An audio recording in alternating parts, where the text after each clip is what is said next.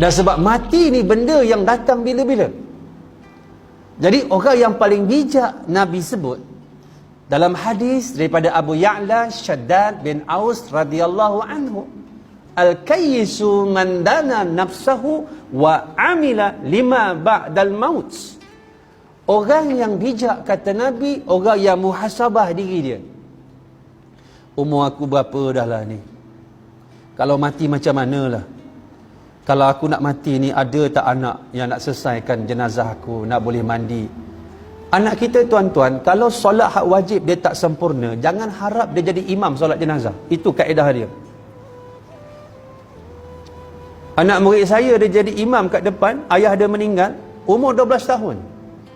Ada seorang tu atuk meninggal, 13 tahun. Yang 13 tahun ni sekarang ni, dah jadi ni dah. Dah pergi dekat South Africa dah. Dah habis Quran 30 juzuk, dah sambung belajar. Dah masuk 2 tahun, tahun kedua dah dekat Camperdown. Dia jadi imam untuk atuk dia sebab anak-anak atuk dia tak berani ke depan, dia ke depan. Umur 13 tahun. Sebab dia ada kefahaman. Sebab tu anak murid saya tolak dia. Umur 12 tahun dah boleh jadi imam jenazah kat depan. Mak ayah meninggal, 2 orang ni. Allahu Akbar. 12 tahun. Ketika tu baru hafal 3 juzuk. Belajar tu. Ni, pakai klip mic. Imam tu kata-kata imam. Macam mana ni ustaz? Kenapa? 12 tahun. Kenapa? Yelah, takut. Ya, kenapa? Kenapa Tuan Haji takut? Dia tak takut pun. Tuan Haji kenapa takut? Pucat. Imam tu pucat. Walaupun 12 tahun, dia berdoa tuan-tuan, satu masjid menangis. Bahasa Melayu je. Ya Allah, rahmatilah kedua ibu bapa kami, ya Allah. Kerana telah mendidik kami dengan Islam masa kecil, ya Allah. Kami kenal Engkau, ya Allah. Kerana didikan ayah kami, ya Allah. Satu masjid menangis tuan-tuan. Kenapa menangis tuan-tuan?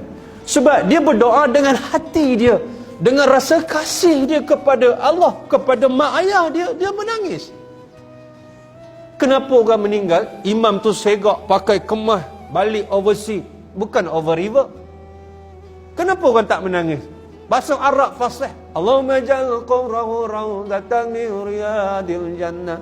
Orang buat sengih je. Yang kalau isap rokok tak ada apa-apa.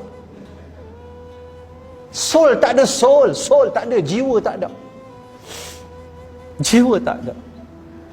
Kita tuan-tuan, kalau kita meninggal malam ni, anak tak boleh mandi, tak boleh kafan, anak tak boleh solat, tak boleh urus ke kubur, kita miskin tuan-tuan, miskin.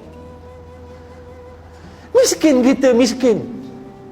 Kita tak ada persiapan nak ke syurga Allah. Nak pergi syurga bukan besok persiapan. Persiapan dia sebelum kita faham lagi dengan ilmu, sebelum kahwin, sebelum dapat anak, sebelum dapat isteri. Hidup dalam keadaan kita diikat dengan kefahaman agama Allah. Kita mati nak ke mana? Sebab tu bijaknya, wa amila lima ba'dal maut. Dan dia berfikir nak buat persiapan untuk mati dia. Sedih tuan-tuan. Sedih. Mati tiba-tiba anak tak tahu nak solat jenazah. Saya sedih tuan-tuan. Kadang meninggal, ayah meninggal, belakang ni dah hitam dah. 2 tahun baring, stroke. Anak datang rambut merah tu. Boleh mandikan ayah? Tak pandai ustaz. Saya aja tak pandai ustaz. Saya aja tak pandai ustaz. Apa yang kau pandai? Depan mayat terpaksa bagi tazkirah tuan-tuan, minta maaf dengan izin.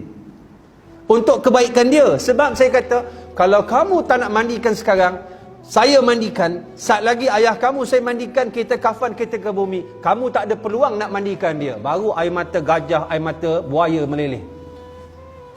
Saya pandu kamu. Ini yang berlaku. Orang meninggal, panggil kita pagi nak selesaikan. Meninggal malam, jenazah penuh dengan najis. Apapun mak ayah kita meninggal, waktu malam ke, waktu apa ke, jangan report polis dulu. Confirm meninggal, bersihkan pakaian dia dari najis, air kencing. Sebab sakit ni mati tuan-tuan, ni sakit sangat. Nabi nak meninggal sakit sangat. Nabi sebut dalam keadaan Allahumma a'inni ala ghamaratil maut wa sakaratil maut. Wahai Allah, tolong aku, pedihnya mati, sakitnya mati. Nabi ambil air sebelah katil dia, Nabi sapu muka dia. Matinya sakit tuan-tuan. Kalau Nabi pun sakit, kita senang mati.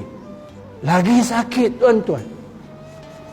Tu yang tahi, bila orang meninggal, warna hitam keluar.